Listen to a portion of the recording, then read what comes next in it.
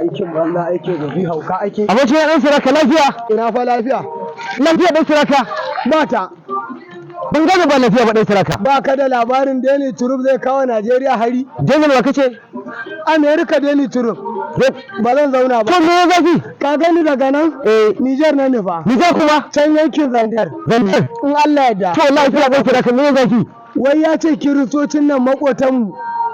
Wai ana matsawa kiristocin Najeriya dan daƙiƙiya muna zaune lafiya da su ni a ciki ma akwai sirikina Sama'ila Rataya abokina ne dan Ladi Rataya sirikina ne ga kujera ta gata su amma wai kaji wai ana matsa musu to yanzu kai dan suraka idan ka bar Najeriya ka tafi Zandar dan suraka makotan naka mantawa zaka da su shi in na kiliya aka jefo ba wani ya yake ita banda yankin gidan banda yankin ba gaba ɗaya ne ina mara aminu saboda haka ina baka shawara in da tafiya zaka tafi kasar nan ɗin saraka ka sanar da makotanka su ba san halin da ake ina mara aminu nafsi tunda su ya ce su ake zalunta in sun ga za su zauna su zauna in sun ga ba za su zauna ba shikenan ni na daga nan can na nufa ɗan saraka hakuri zaka yi to ina to kaga ma ga Yunana nan a'a Yunana Yohana Yunana Yohana a gari ai nan lafiya lau